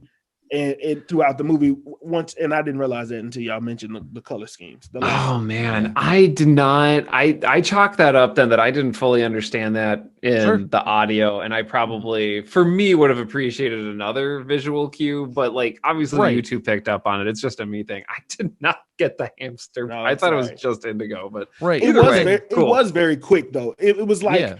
The last shot is them like choo choo choo, and then it's the credits roll. I mean, it's seconds, like really fast. Yeah. And well, thank you for breaking that down for slow old Brian. I appreciate it. No, that's fine. That's what we do here. So that kind of covers the good and the bad, gentlemen. What pieces of this particular movie do you think need to be changed? I think the big thing for all of our listeners to understand is we enjoyed this. Like this was not. This wasn't a bad movie. This wasn't like. Anyway, this wasn't a bad movie. This wasn't Artemis Fowl territory. This was good and it was enjoyable. But obviously, there's some things maybe that we would have done differently. So maybe what were those things? Brian, do you want to start us off? Yeah, I think for me, what I want to do, if I had the entire power of structuring this movie, is I want to structure it so that we are focusing more, at least on a little bit more on Indigo and Hamster. I think Joe's performance is amazing, and I don't want to take away from it, but part of the reveal is like, can you imagine they became superheroes? And it's like, well, Right. I mean, I can, I guess, but I don't know them. Like, I feel like I know more about Max Fist than I do about For sure. them. And I feel like that can be a strength of this film. So more specifically, what I would want to do is at least give depth to Hamster and Indigo. And I think you can add that. Oh, for sure. I don't think you need to take anything away from like the Max Fist portion of this. Yeah. And just give them a little bit more depth. If you really want to, I don't know if I would talk about the trauma with the parents. It just feels so like, I was just like, really, their parents, really, we're going to go with that. Okay, fine. Like that feels like shorthand for like, we're doing a superhero thing. And I was like, there's a more creative way to do this for what you're trying to structure as like almost like a messy anti-superhero film. Yes. In any case, Okay. Like if you're really wanting to flip this on its head and be weird, like maybe just talk about like just age them up a little bit and they just live away from their parents. Call it a day. You don't need to give them this like unexplained trauma. Like I just feel like we do that with a lot of these superhero tales. And also like I also need to call out that it's a trope with like any type of people, like a person of color when they're in these roles too. It's like they had this significant trauma and they rise above it. And it's like, well, you don't need to always have these people with huge trauma in their lives to be something good. So it would be those types of structural changes, just some basic script stuff and giving them at least some places to pivot off of so that we can get to know them a little bit more as characters. And then giving a little bit more like runway for Cleo and Max, because they had great tension. Yeah. They had like, Just I a didn't know if smidgen. they were gonna kiss or fight. Like I didn't know. And I loved that. Brian, talk about it, because they look like they was gonna attack each other's bones right in that empty office. Pretty much. And they had great energy, and I lean into that a little bit. So I mean, it's really broad strokes because I don't have a ton of like super specific stuff. I think overall it's a really good idea and a really, really well done movie. So I would agree with you. Marcus, things that you would change? That's a fact. I would say I'm gonna make a little more of a dramatic change. I would say I would like to see more of the black superhero. And what I'll say is I want to see the two leads, Hamster and Indigo, get their powers sooner in the movie and learn how to use them. Just because I feel like that's a little bit more compelling. Of Max was telling these stories to Hamster, and then it says Hamster is just not really believing this guy, but he's getting the story that he wants out of him and understanding everything he's saying still, right? But then he gets the powers. You know what I'm saying? From them two being together and touching the blood accidentally somewhere after punching the wall, and then Max trying to teach him how to use it, and then Max dying and saying, "You're going to be okay." That "you're going to be okay" line wasn't as compelling because it felt more like a selfish thing, like "you're going to be okay now because I took her out," instead of it being like "you're going to be okay because you're able to defend yourself." So it just and it kind of it answers the question of, was he the hero that Chromium or that city needed, or was he a hero that forced himself upon the city?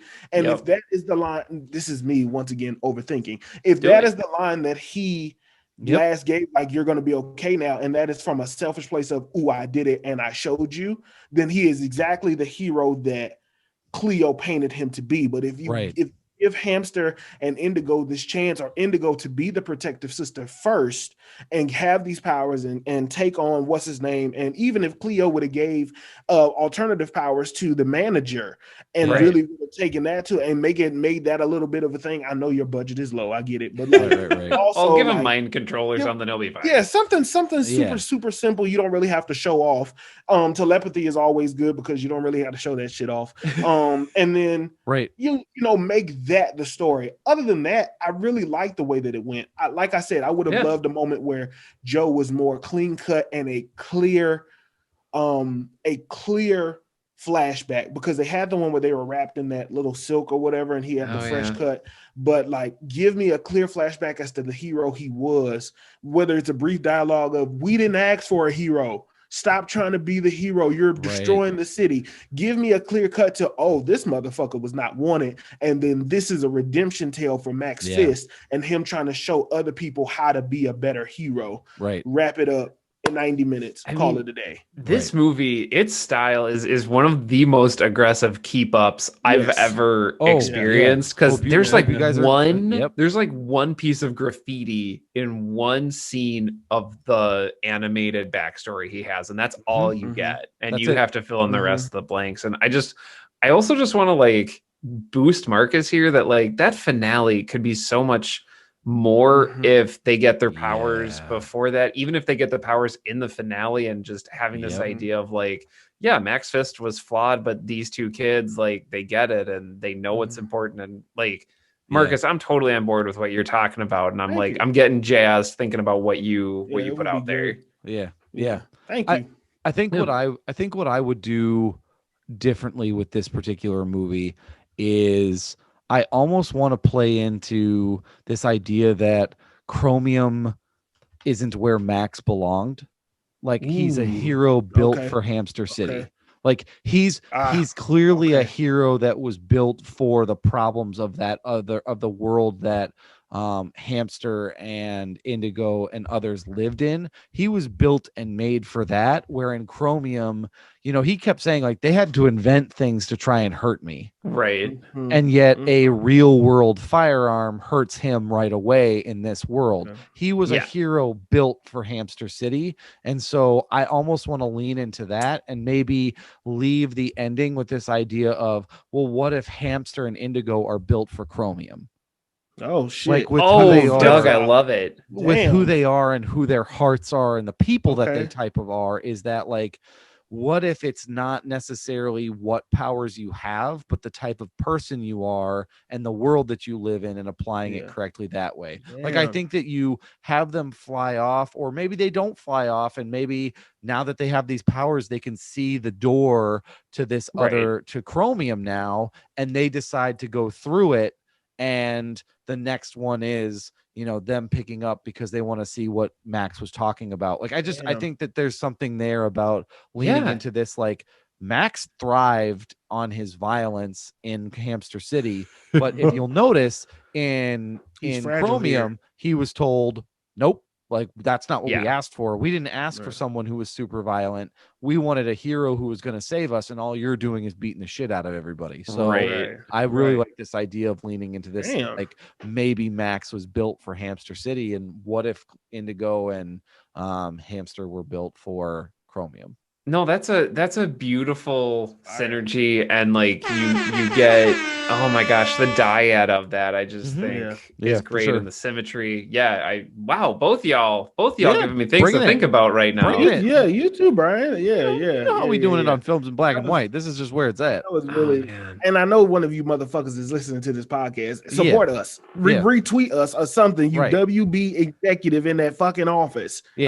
And also, motherfuck Army Hammer. Okay, you creepy bastard. I said I was 2021. We was calling out you nasty fucks, and this has nothing to do with the movie. And we're gonna get to is it worth the cost of admission? But stop calling people fucking kitten and putting knives between their thighs. There's a difference between a kink and a nasty son of a bitch, and you are the latter. This, ladies and gentlemen, this is taking a turn. This is. We have gone there. I didn't know Marcus needed to get that off his chest about Army Hammer and calling people a kitten and cheating on your wife, calling people a kitten. You DMing people on some nasty, like slutty stuff. Like, come on, man. You celebrities, you get to a certain point and all of a sudden you want to start exposing your nasty side of you. Like, fuck you, Bryan Singer. Fuck you, Josh Whedon, and Army Hammer. A slight fuck you, because that was just creepy. It was more so creepy. I don't know if you hurt anybody, but you might have mentally abused somebody. So fuck you. I'm gonna try and reel this in. So I'm gonna try and reel this in before we go down a rabbit hole. Worth the price of admission. Do we recommend this particular movie? Is it worth seeing? Marcus, is this movie worth seeing? Yes or no? Yes. I feel like that's two different questions. Would I recommend it to anybody? No. But would I watch it with them? Yes. Okay, elaborate Because on I that. feel like they would miss it if I was to recommend it to them and speak such high acclaims to it. They may watch this movie and miss everything, all the Oh, good sure. that I see in it. You know what I'm saying? But I would like to sit and watch it with them in case they can't keep up, because I understand it's a hard movie to keep up with. But it's a good movie. Yes. Would I recommend it? Yes, for the sake of the show and how we grade things and how we gauge for things. sure. Yes, but in reality, is it something that I could just tell my friends about and they watch? They might miss it, and they may not get the full gist of why I think this is a good movie. So I'm just putting that little caveat in there. That's a very good point. And you're right. Those are two different questions. So I really appreciate your answer. Brian, same questions to you. So do I recommend this movie? I do think it is a good movie, but I'm going to recommend it more to people who like superhero movies. And I feel like that's folks that listen to our podcast. I feel like if you like superhero movies, you have a really good sense of how these things are structured, like to a point. An arch enemy essentially just takes that base knowledge and then it's like, okay, watch this. And it just goes in a completely bonkers direction. Yep. And I think that's the type of people that'll really enjoy this, that have a pretty good handle on like the superhero mythos. Yep. And then just because that movie, it moves so fast that you need to fill in those blanks. And if you're familiar with superhero origin stories, that's not an issue. Right. Would I recommend this to my mom? Probably not, because she'd be super confused like most of the time. Shout out to Peggy so Roush. that's the type. Peggy Roush, we love you. So that's the type of person I would recommend the movie to. Is it worth the price of admission? $7, I think, is actually like the perfect price for this movie. Yeah. Yeah. Absolutely. That was meant to be one of my goods. The cost of this movie for what I got. Yeah, I'd pay that. I'd pay $7 to even watch it again. Some shit that I missed. And if this goes to streaming, it's this is a steal. Like $7 is just pennies, honestly. Yep, for sure. That's not bad. I'm gonna answer both. What those about questions. you, Doug? What do you think? Yeah. Do I recommend it to other people? I think Marcus brings up a good point of like, I don't know if I would comfortably like throw it out at like, like at the gym, for example, like as we're all warming up, getting ready to work out, like, and two people are like, what'd you do this weekend? I'd be like, oh, I watched a movie. If somebody said, what'd you watch? And I said, Arch Enemy. Oh, should I watch it? I'd be like, I don't know. Like, that's on you. It's a little out there and it's a little weird. Yeah. So I don't know if that's something. I actually ran into this. So a buddy of mine from the gym, shout out to Rob McClay. Like, he asked me on Saturday morning before I had a chance to like watch this. That's right, Brian. Good job, Brian. I appreciate you. I got you. So like, so he asked me like what we're reviewing this week, and I said, well, we're covering Arch Enemy, and he watched it, and he texted me like Sunday morning. He's like, well, I'm not getting that time back. Like, he didn't like it. So for me, I'm like, well, fuck, I just told him to like watch this movie that he hates. So yeah, I gotta back up that energy from Marcus of like, I don't know if I'm throwing this out into the ethos of like, you have to watch it. I think Brian's point of like, if you are an artsy person who like artsy movies, this is for you. If you like superhero movies and can deal with some assumed superhero like origin stories or superhero dynamics or tropes that exist, and if you like artsy movies and superhero movies, like bonus for you, like this is absolutely for you. So I think it has a very specific audience. Do I like it, and is it a good movie? I'd pay $7 again. Or like Brian said, this is a home run on streaming. Like I think when it gets to streaming, wherever that is, I'll absolutely watch it again because it was enjoyable and I had a lot of fun watching it. And I kind of want to go back and watch it again to see what else I missed, because there are so many of those like throwaway moments that we never really follow up on that are huge, that I would love to get some more information on and love to see. I mean, we didn't even talk about the giant action set piece. I mean, that's just like how dense this movie is in some parts. Sure. Yeah, absolutely. I mean, and there's a lot. There's a lot there. They didn't like this movie, and because when they go back to listen to this podcast, they're going to hear us talk a lot of the good and not really the bad. But then for the people that this movie is not for, they're going to be like, I completely disagree with all of that. And that's the beauty of movies. I mean, yes, it is. I think what is so fascinating about this film to me is that it's almost like a subgenre in itself, because if you don't enjoy, I mean, superheroes are its own genre now. And if you don't enjoy that genre, I don't know how you like this movie. Exactly. You're gonna I just feel like people would be lost, and it is really artsy. So it's like, man, your like demographic is like a half of a half, like, because you got to get these people that want to be challenged in superhero movies. I'm very confident saying most of the time they're not challenging. Like the exceptions usually prove the rule, like Harley Quinn or like your Endgame, like all that type of stuff, like for sure. But you never get, my last thing, you never get that. I could see why it's kind of anticlimactic, because I've used that word a lot today. I don't know why, but like, we never get that superhero moment. We see flies, which is a wire, and that could be a budget thing or whatever, but we never get that superhero moment from Joe to say, outside of my blood being blue, I do have powers. We never get a power. We never see him fly. So it's just the assumption that this fucker's crazy until the end. You know what I'm saying? And if you miss that, he said his blood was blue, because Hamster says that really quick. He says, he said his blood is not red, it's actually blue.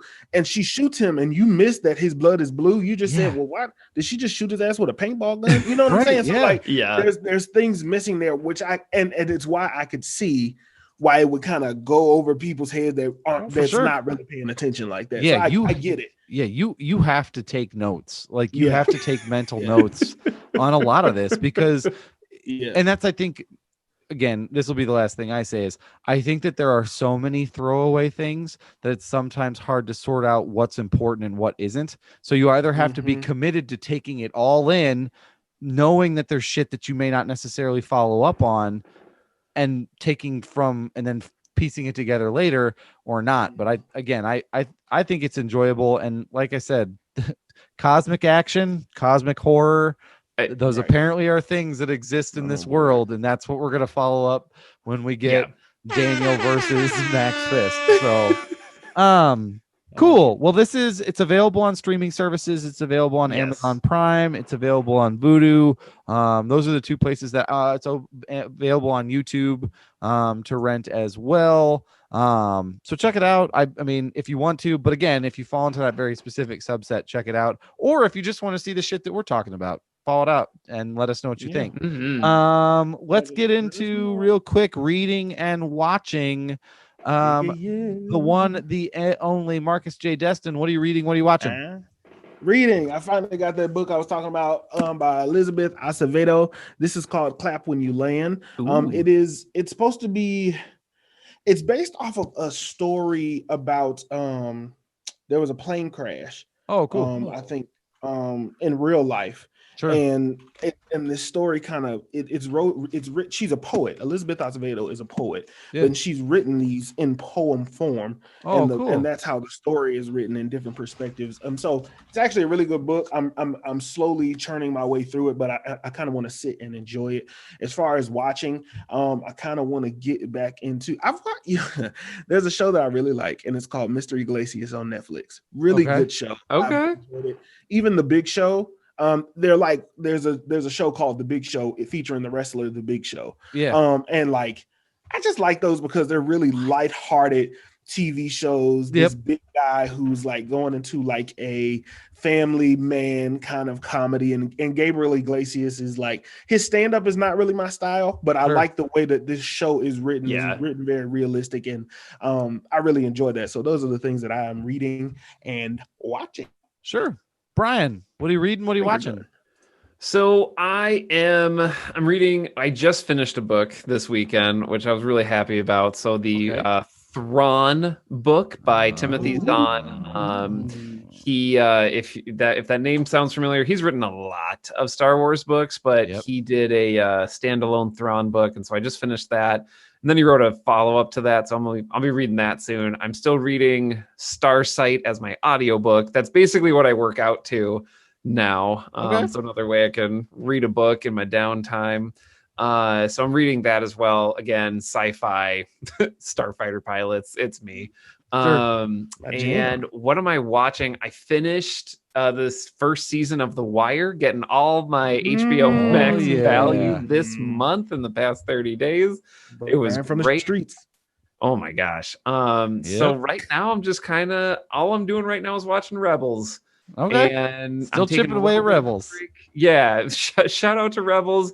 I'll be back to The Wire season 2, but everybody has told me like season 2 of The Wire is just not the best. So that's why I'm kind of dragging my feet, but that's what I'm reading and watching right now. How about yourself, Doug? I am currently watching The Queen's Gambit on Netflix, which I enjoy. It's good. It stars the woman Taylor-Joy. Anna Taylor-Joy, and she's really good. And I think what was nice is because I get to see more of that acting chops that she kind of showed off in New Mutants, because she was good in New Mutants. She was the best part of New Mutants. She was hands down the best of New Mutants, and so she's really good in this. So it's nice to see her in a different role. What am I reading? Currently, I got the Watchmen graphic novel for Christmas, so I've been rereading that. And then I'm also reading 2006. They did a sort of a reboot of Moon Knight, and I am reading Moon Knight on that via the Marvel Unlimited app. And it is quite good. I enjoy that as well. So that's kind of what I'm reading, what I'm watching this week. Not a whole lot. I don't want to see the movie Onward ever again, because in the past 4 days, my son has watched that 5 times. You're kidding. I am not. Onto it? I am not. And the thing is that he must be built like me, because he watched that twice and he could quote it. And one day at dinner, he comes up to me. One day at dinner, he says like, "Hey, Dad, the mom threw barley down." I went, "What?" And the movie's not on. He's like, "In the movie Onward, the mom threw barley down." And Brittany's like, "Yeah, remember?" Because she's the one who watched like portions of it with him. She's like, "Remember at the beginning they're wrestling and they threw." I was like, "Oh shit!" So this kid, scene recall. This kid is like memorizing this movie. So no one talked to me about Onward. We're not allowed to talk about Onward at all. Sure? Period. Did you? It's good. I like it, but I didn't want to watch it 5 times in 3 days. It was cute. Brian, did you hear the rumors about Thrawn in the in the Mandalorian, or in that expansion of the universe? It's part of the reason that like after Mandalorian ended, I was like, I have not touched like between Clone Wars and A New Hope. I haven't touched a lot of that content, and that I was like, well, I got time right now. I'm not going anywhere. So that's what inspired my binge to finish Clone Wars, like the hand-selected good episodes, read that Ahsoka book, start reading the Thrawn books, and I've enjoyed myself. It doesn't feel like... Did you hear who they... Oh, go ahead. Who they were trying to get to play them? I have not heard any of that. That was rumored. They were saying because it's Jon Favreau that Robert Downey Jr. to play Thrawn. Oh, man, I don't know. That's been the rumor circulating. I saw a rumor that RDJ was putting pressure. He wants to be in Star Wars. Yeah, man, I don't know. That's like a whole news episode I could go down a rabbit hole with. I don't even know. We'll tease that maybe for our next news episode. Is that we'll really dive into the deep end on Thrawn. Well, let's close this bitch out. Anything that we would like to plug this week, Brian? What does the Love Nerds have coming up? The Love Nerds is still your one-stop shop place for crafts. It's winter. It's cold out. Get yourself some crafting supplies. I know you can order them on Amazon Prime. You can get some crafting supplies. Make yourself some crafts. You can find all of those wonderful crafts and recipes at thelovenerds.com. Awesome. Marcus, never offended, always humble. What we got? The N.O.A.H store is going to be closing soon so that we can revamp and bring you all some new gear. So please make sure that you go and buy your hoodies. Make sure you, not just hoodies, but we have a little bit of everything in there. T-shirts, crew necks, as Doug has on. Some of the softest in the game. That's just the word on the street. Everybody keeps, I'm not telling people to say this, but they're saying that it's very soft stuff. It stands up to the wash. Wash this thing like 3 times. Stands up to the wash. And that's so important when you're paying top dollar for top quality stuff. So go to the N.O.A.H store. That stuff is a link in my bio. Hit the link tree in my bio at Marcus J. Destin. It'll take you right to the store. Other than that, continue to follow the mantra. Never offended, always humble. All right. This is what I have to plug. go out and follow us wherever we are on social media. Listen to the podcast, share us with your friends. If you are one of those people who loves video content, and you like being a part of a community, the Patreon is for you. We've got a Discord channel going, and we've also got some video going up on there as well. Helps us continue to do this week in, week out, and we are proud to give it to you. So just, if you're willing to support us, any way you want to support us is great, but we would love it if you would be willing to do that Patreon level stuff. Yeah, that's really all that I have. Wait, follow us everywhere. Okay, Brian, can you please hold on? Let me. What is the Twitter, Brian? Can you please tell us the Twitter so people can add it? It is absolutely. I want to make sure I get this right because I _W. have been put on the spot, so I'm going to give you a little bit of filler here. But yeah, if you're not following us on Twitter, you're missing out. I got to let you know because we're retweeting ourselves. We're starting some conversations. You may have missed out on our conversation about, you know what, the greatest couple that never was in the MCU, Captain America and Black Widow. What's up with that? They were perfect for each other. Never figured it out. So if you like that type of content, you want to tweet at us, maybe you got a little bit of time, 140 characters or 280, whatever your deal is, you can follow us on Twitter at FilmsInB_W, and you'll be able to find us. Also, you can follow any of us, any of our handles. We are liking and tweeting all the time as well. That's a great way to get to that. Yep. So you can also make sure to follow us there. It's on our website, on all of our stuff too. So make sure to check us out. Give us a follow. Make sure you follow the Instagram. Okay, follow the Instagram at Films and Black and White. There's no reason you're not. How you listening? We almost got 2,000 plays, but we only got 63 followers. The numbers ain't matching up. Okay, somebody's not willing to take that risk. Somebody's not willing to take that risk. So listen, commit. We interact. We like your pictures too as well. You know what I'm saying? It's not a one-sided thing. And then last but not least, Doug Wagner, the Facebook. Please follow us at Films in Black and White on Facebook. We've got something coming out every single day of the week. Mondays, I'm going to give you a recommendation of things you absolutely must watch. Tuesdays, you can participate with us and participate and catch that quotable and guess a quote that we share there.